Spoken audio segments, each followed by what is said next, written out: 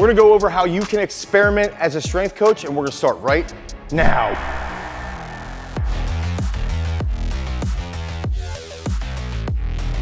One of the big things for me to get to coach at 10 different world championships, to get to 2 Olympics as a coach, and also to help athletes and coaches write comprehensive programs so that they can become state champions, they can become NCAA All-Americans, they can compete at the professional level, is that we have to experiment. And one of the big things recently that triggered me was I had this long talk with Joel Seedman. Now, I know everybody's triggered right now because we just want to hate everybody. And one of the things is that Joel doesn't like periodization, he doesn't like Olympic lifts. He uses variations in his training. I don't agree with that stuff, right? But there was something he did bring up. He started to talk about offset training and he referenced a study. Now, I ended up finding this study and we did an entire video on Peak Strength where we went over what that study told us. Then I discussed the letter to the editor on how that study actually was not done that well, but this is what I wanted to discuss. How can we take what he says or what anyone says and then use that as an experiment in our own training? So the first thing that I want to do is, what are we looking at? In this case, what we ended up doing is I went downstairs, I said, I'm going to play around with offset training. Okay, so I'm going to do things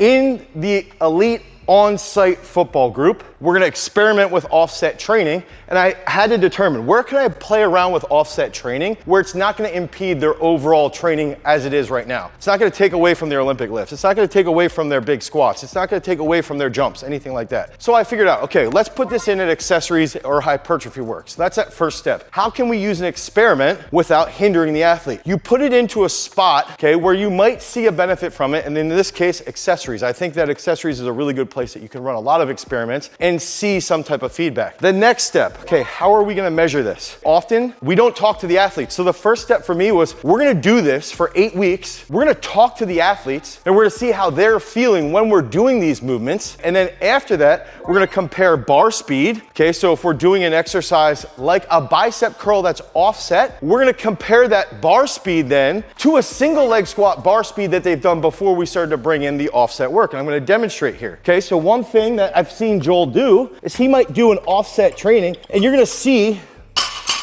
in real live examples, I don't even know if I can do this, he would have someone do a deadlift here, okay? So they pick up like this, just gonna say, and you actually can see that lateral movement right there, which is actually referenced in the letter to the editor. So that's really fun, this is happening live. I'm here, boom, okay? So this would be an offset deadlift. Now, let's say in our case, we're gonna do an offset bicep curl. We're gonna do what we term shit show curls. So we're gonna have bands with weights hanging off of a bamboo bar, and we're doing that single leg. Now, this is what it looks like currently. We're here, and they have to hold this position, okay? Then I'll flip this around. I'll show you guys my glutes. Get here, and we go back here. And I'm holding this, okay? Notice I just fell over. Oh, I notice I'm falling over again.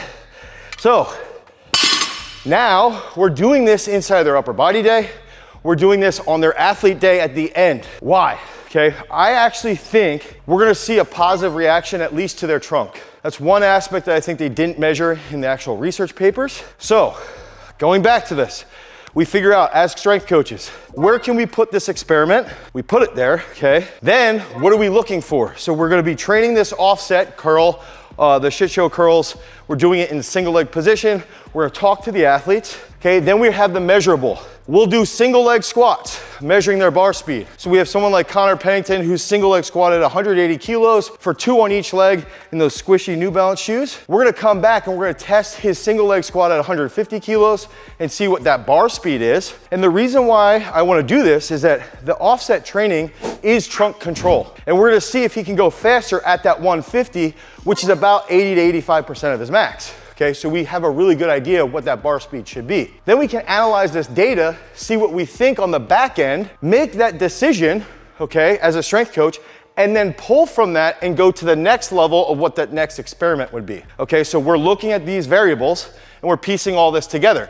And then the next aspect that we're gonna bring in is we're gonna bring in offset pressing. So we're gonna do offset pressing on a barbell and offset pressing with dumbbells. Meaning one hand, let's say we have an 80 and in one hand we have a 70 or a 60 and we're pressing and then we switch those hands. Now, the big factor that I have noticed is that we have to make sure that our volume is the same. Okay, so we like to do 4 sets of 17, right? Okay, so now we're looking at that 4 sets of 17. Let's say that's 9 reps each side. Okay, so we need to make sure that we equate volume. That's the big factor as well as we move forward. So I think that it's interesting when you start to hear a coach who has like cockamamie ideas, and I do think some of his stuff's crazy, but you can pull from that and you can see some type of result. And I think the big thing on the back end that I've been thinking about is if this stuff is so good, it's so crazy groundbreaking. If I'm measuring that bar speed and I'm measuring their maxes and I'm talking to them and I'm watching them doing their cuts and we're testing them in 5-10-5 as well,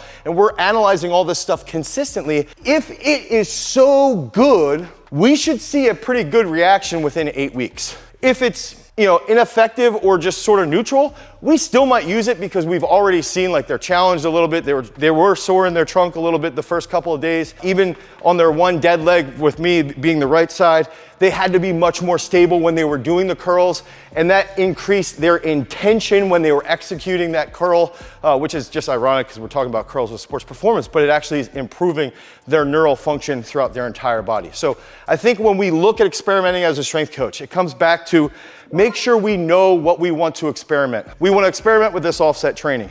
Make sure we know where we're putting it. We're gonna put it in accessories, hypertrophy work. Then that leads into how are we analyzing it? We're talking to the athlete.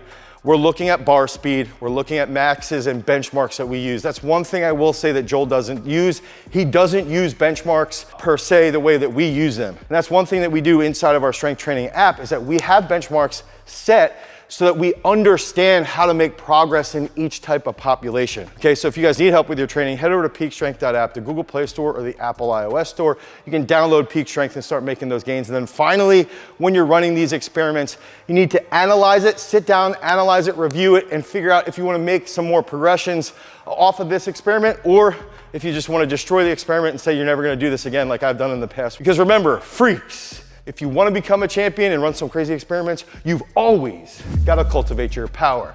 Peace.